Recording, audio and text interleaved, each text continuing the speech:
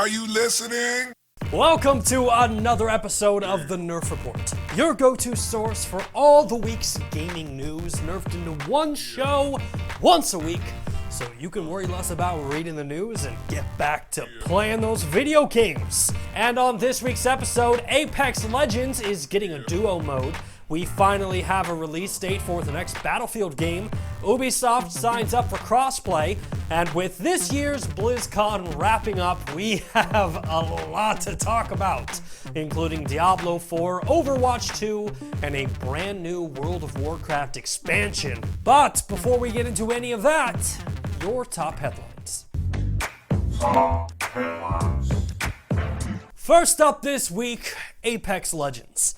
With over 70 million players worldwide and fresh off the heels of an awesome Halloween event titled Apex Fight or Fright, it would seem that both EA and Respawn have no plans in slowing down. In fact, this week on Twitter, Apex Legends announced a brand new limited-time Duos in-game event. The tweet read, "Starting next week for a limited time, It Takes Two. Dive into Duos November 5th. Now, very little is known about the specifics regarding the Duos event. However, this marks just the latest in limited time events that Respawn has used to support its Apex fanbase. And speaking of EA, let's talk about their other massive franchise, Battlefield. During an investors call this week, EA CEO Andrew Wilson revealed that the next Battlefield game will be launching in EA's 2022 fiscal year. Now, I'll be the first to admit, 2022, extremely far away. But if you're craving new Battlefield content, don't worry. EA just launched a brand new Battlefield 5 update called War in the Pacific, which includes 2 new maps titled Iwo Jima and the Pacific Storm. But in regards to Battlefield 6, EA's 2022 fiscal year does begin on April 1st of 2021. So realistically, we are looking at a launch date of fall of 2021. You know, one of my favorite video game series is Red Barrel's Outlast. And due to that, some might say that to maintain your journalistic credibility, you need to say that this next piece is extremely biased. But to that I say, screw journalism! This is the Nerf Report.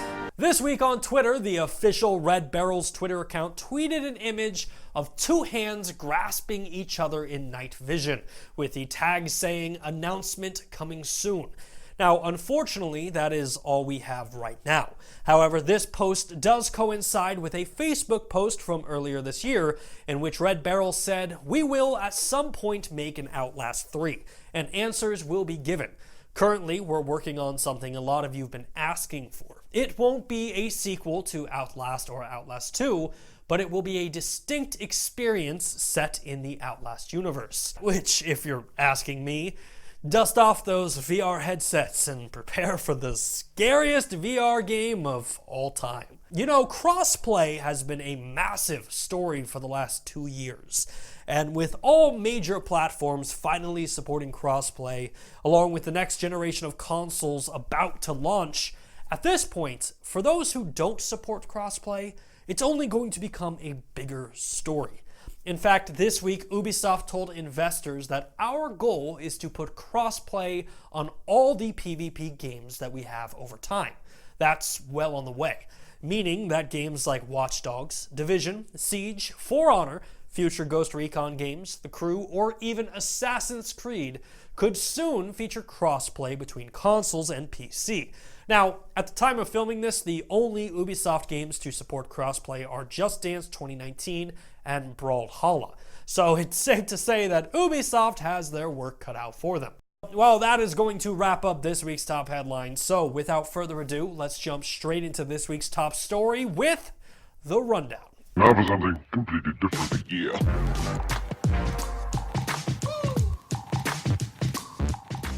BlizzCon! You know, this year's show had everything. Protests, apologies, new games, and new expansions. But as far as the protests go, we had picket lines, protesters dressed up as President Xi Jinping as Winnie the Pooh, and even the kid who famously protested China during an NBA game made an appearance at BlizzCon. You got a question, mate? Yeah. Free Hong Kong. Now, in response to the protest and in an attempt to garner goodwill from those in attendance, Blizzard President J. Allen Brack started the opening ceremony by saying, "Blizzard had the opportunity to bring the world together in a tough Hearthstone esports moment about a month ago, and we did not.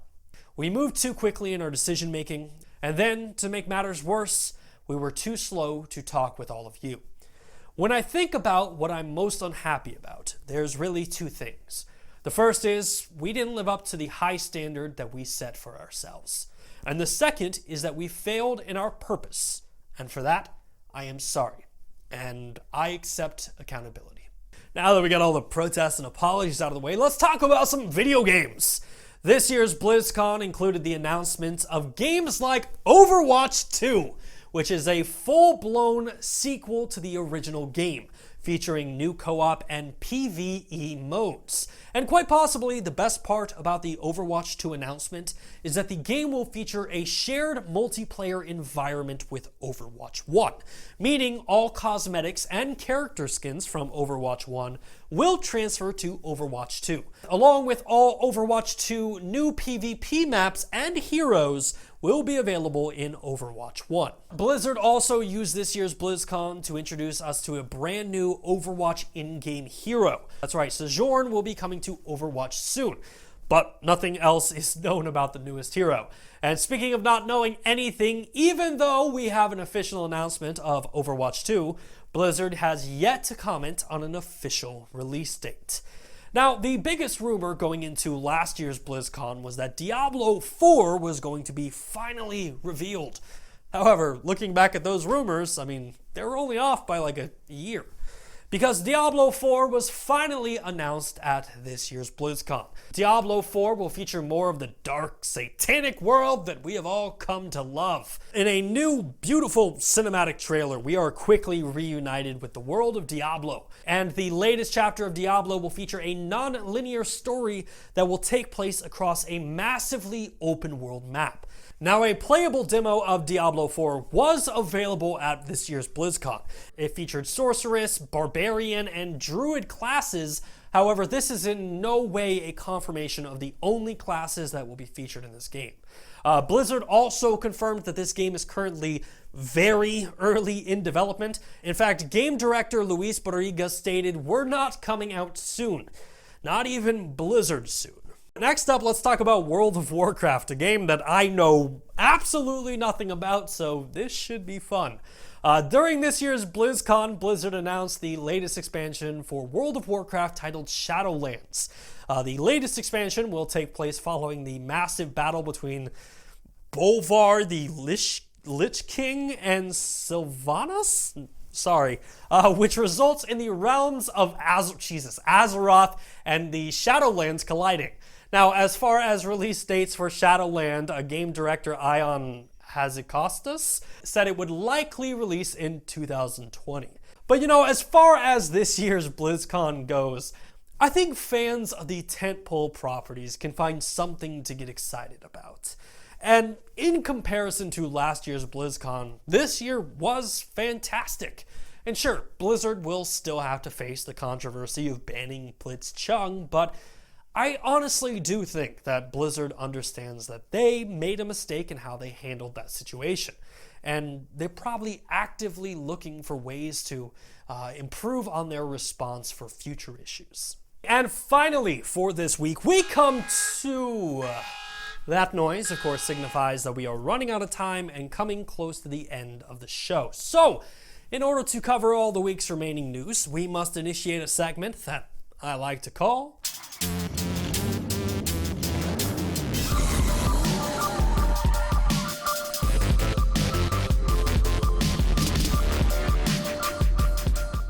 Every single week, we have so much news to talk about and so little time to do it!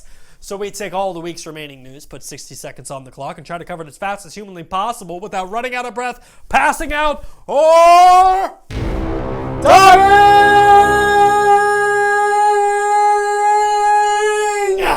So, with that in mind, let's put 60 seconds on the clock. And... go. EA games are officially returning to Steam. Rooster Teeth's Vicious Circle is officially going free to play on all platforms. Call of Duty Modern Warfare officially grossed $600 million in its opening weekend. Bad news for NBA Live fans. NBA Live 20 has officially been canceled.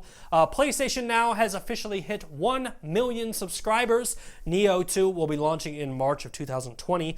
Congratulations to Sony. The PlayStation 4 is now the official second best-selling console of all time.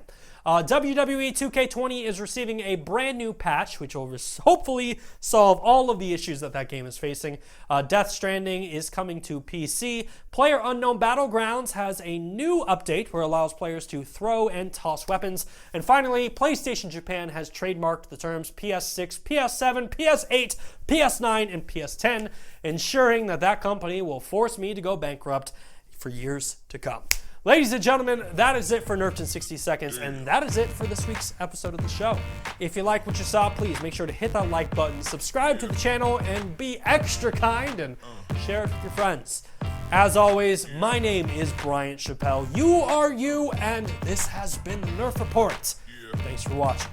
Hey, thanks again for checking out our channel. If you like what you saw and you want to see more content just like that, make sure to hit that like button and please subscribe to the channel. And if you need more Nerf Report in your life, head on over to Facebook, Instagram, Twitter, TikTok, Amino, whatever other app is out there, we're probably on it. I think we have a Snapchat now, but make sure to follow us on all platforms to stay up to date with all the news happening with the Nerf Report right now.